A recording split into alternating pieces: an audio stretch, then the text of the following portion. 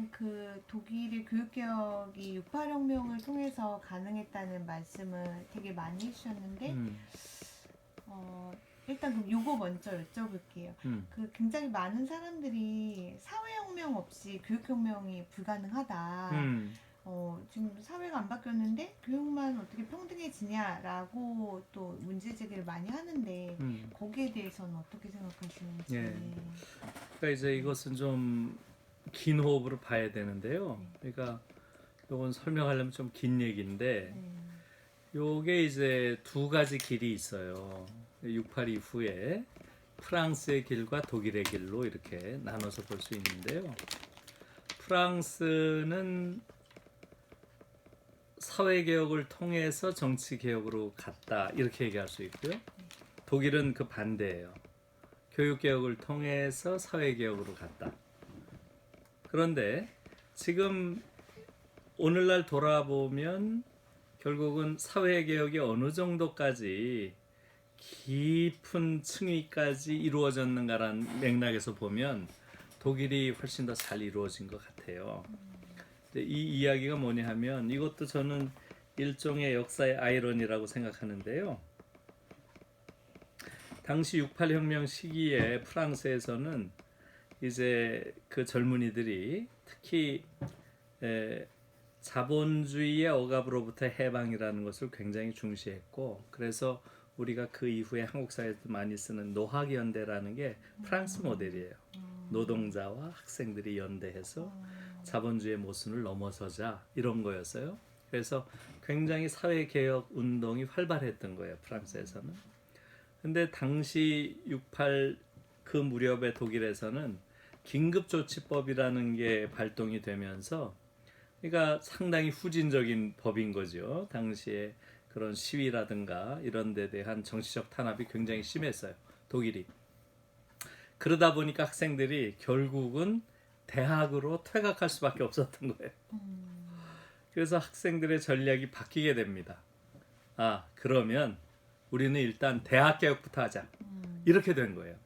그래서 프랑스에서는 사회개혁이 중심이 돼 갈 때 독일에서는 대학개혁이 중심이 됐어요. 그래서 68년, 69년 거치면서 독일 대학이 전 세계에서 가장 급진적으로 민주화된 대학이 된 거예요. 거기서 유명한 3분할 원칙 이런 게 이제 나온 거예요. 대학의 구성원 3자가 아주 동등하게 권리를 나눠 갖는다. 교수, 학생, 그 다음에 학문 중간층. 이게 강사와 조교예요. 이 3자가 그대로 3분의 1씩 갖게 된. 이건 뭐 유례가 없는 거예요. 그러면서 여기에 근거해서 총장 선거를 할 때 69년 베를린 대학 선거가 유명해진 거죠. 여기에 근거해서 총장 선거를 하니까 조교 대표가 나오고 교수 대표가 나와가지고 붙은 거예요. 이때 이제 롤프 크라이비히라고 하는 사회연구소 조교가 총장이 됩니다. 그때 30살이에요. 그래서 이 친구가 4년 후에 또 되는 거예요, 총장이. 그래서 8년 동안 조교가 총장을 하는 그런 일까지 벌어진 정도로 급진적으로 민주화가 된 거죠, 독일 대학이. 이게 굉장히 중요한 포인트예요. 독일은 이 대학이 민주화가 되면서 대학 내 커리큘럼, 예를 들어서 교육학의 커리큘럼 이런 것들이 확 바뀝니다. 다 말하자면 일종의 교육이라는 것은 아까 말씀드린 대로 비판교육, 해방교육, 인간을 해방하는 교육, 비판적 사유를 높이는 교육, 이런 것들이 아주 중요시 되는 이런 형태로 대학이 바뀌고요. 여기서 학생들이 이제 당시에 나온 유명한 말이 바로 그거예요. 독일 말로는 Marsch durch Institutionen 이렇게 얘기를 하는데요. 영어로 하면 March through Institutions예요. March through Institutions. 제도를 통과하는 행진. 제도 속으로의 행진이 through institutions. 그래서 이제 우리가 이 사회를 바꿔야 되니까 사회 제도 속으로 우리가 들어가자. 그러니까 대학이라고 하는 것은 새로운 이념과 신념, 그것을 배우는 곳이고, 거기서 배운 그 학생들이 사회 속으로 들어가는 거예요. 제도 속으로 행진을 한다. 거기서 가장 중요한 게 결국은 인간의 의식을 바꾸는 그 영역에 우리가 들어가야 된다는 게 당시의 생각이었어요. 그래서 70년대 초부터 그들이 쫙 사회로 나가기 시작합니다. 거기서 가장 중시한 게 뭐겠어요? 인간의 의식을 변화시키는 제일 중요한 영역 어디겠어요? 학교, 언론이에요. 학교와 언론. 일종의 이데올로기 기구죠. 여기에 학생들이 들어간 거예요. 그러면서 교육개혁이 시작되는 거죠. 그러니까 사실은 독일의 교육개혁이라는 것은 대학개혁을 통해서 교육개혁으로 나갔고 이 교육개혁을 통해서 사회개혁이 굉장히 광범위하게 퍼지면서 지속성을 갖게 된 거예요. 지속성을. 왜냐하면 새로운 아이들이 자라나기 시작하니까. 이게 이제 독일의 교육개혁의 방식이었거든요. 그러니까 이제 이 교육개혁이라고 하는 것은 지금 한국에서는 입시 교육을 뭐 바꾸는 정도로 생각을 하잖아요. 이렇게 생각해서는 안 된다는 거죠.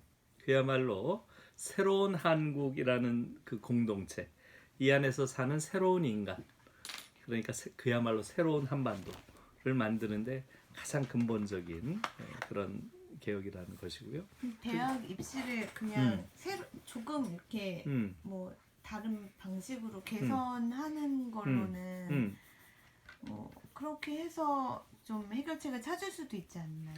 그러니까 사실은 해방 이후에 수없이 많은 소위 교육 개혁이란 이름으로 입시 개혁이 있었죠. 그러나 단 한 번도 성공한 적이 없어요.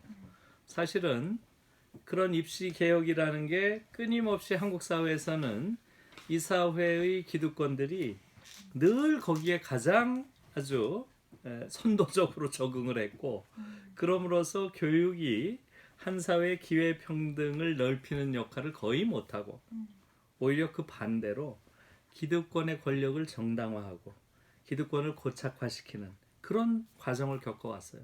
우리가 이미 50년 동안 실패했다는 걸 배웠잖아요. 그러니까 더 이상 입시 제도 개혁을 통해서는 교육 개혁은 불가능하다는 걸 온 국민이 알고 있어요. 그래서 입시는 개혁의 대상이 아니라 폐지의 대상이에요. 입시를 폐지해야 됩니다. 입시를 폐지해야 비로소 아이들의 교육이 정상화될 수 있고요. 그런 정상화된 교육을 통해서 새로운 아이들이 자라날 수 있죠. 새롭게 자라난 아이들을 통해서 한국 사회가 근본적으로 새로운 사회가 될 수 있는 거죠. 예. 그게 이제 길이라고 생각합니다. 예. 입시를 그러니까 폐지한다고 하셨는데 네.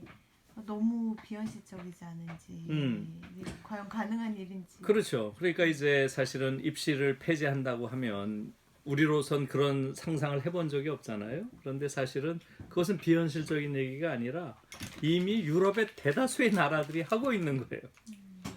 영국만 빼고 영국은 제가 입시와 관련해서 모르겠어요. 아까 말씀드린 대로 영국은 대학 서열이 있기 때문에 말하자면 우리와 유사한 입시가 있다고 봐야죠. 그러나 대부분의 나라에서는 입시라는 게 사실 없는 거죠. 독일은 고등학교 졸업시험 아비투어라고 하는 그것만 있는 것이고요.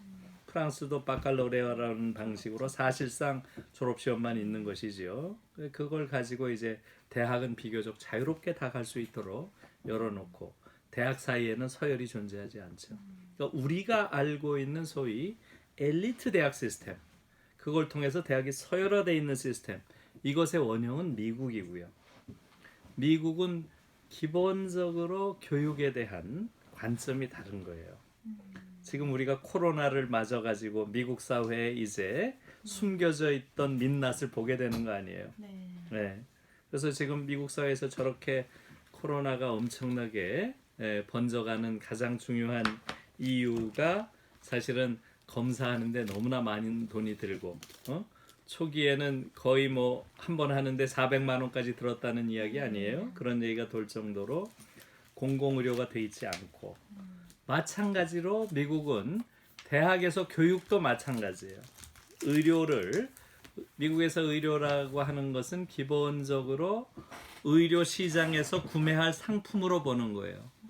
심지어 코로나 검사까지도 구매할 상품으로 보고 있는 거 아니에요? 그런 것처럼 교육도 똑같습니다. 미국에서는 기본적으로 교육에 대한 인식이 교육 시장에서 구매할 상품으로 보는 거예요. 그렇기 때문에 지금 하버드, 예일, 스탠포드, 프린스턴 같은 이런 명문 사립대학 중심의 서열 체제가 있는 거죠. 사실은 이 서열 체제를 냉정하게 보면 구매 가격에 따라서 그러게요. 내려진 서열이에요. 하버드가 제일 비싸고 그 다음에 예일, 스탠포드, 프린스턴 이렇게 내려오는 거죠. 그러니까 이제 이런 체제를 지금 한국에서 우리는 미국처럼 그렇게 내놓고 시장 가격으로 대학이 정해지는 건 아니지만 그와 유사한 형태의 그런 엘리트 서열 체제가 있는 것이죠. 그걸 이제는 바꿔야 될 때가 온 것이고요.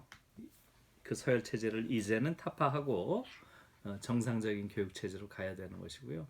그러니까 저는 이 코로나 그 사태라고 하는 것이 미국과 유럽에 대한 우리가 알고 있는 많은 잘못된 허상들을 파괴하는 효과를 줬다고 봐요. 그 중에 하나가 바로 미국의 의료 체제, 교육 체제가 가지고 있는 소위 자본주의적 속성. 의료와 교육조차도 시장에서 구매할 상품으로 보는 그러한 구조. 이것을 우리가 이제 깰 때가 됐다는 거예요.